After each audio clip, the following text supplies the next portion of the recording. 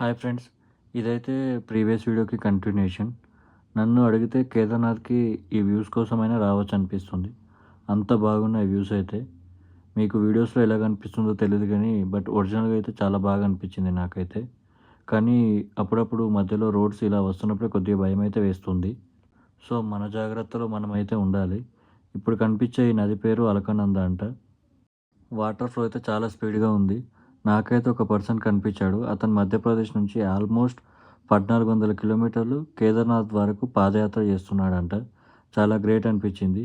ఈ బ్రిడ్జ్ ఒక సైడ్ మొత్తం కిందికి కూలిపోయింది. చాలా బాధ అనిపించింది అసలు. ఈ 9 అవర్స్ జర్నీ అయితే మీకు చాలా అనుభూతులను ఇస్తుంది. పైకి వెళ్తున్న కొద్దీ రోడ్ అయితే చాలా నేరో అయిపోతుంది. ఎలా అంటే అసలు ఒక్క వెహికల్ కూడా పడుతుందా పడదా అన్నంత భయం వేస్తుంది. ఆల్మోస్ట్ 9 అవర్స్ జర్నీ తర్వాత నేనైతే పాటా రీచ్ అయ్యాను.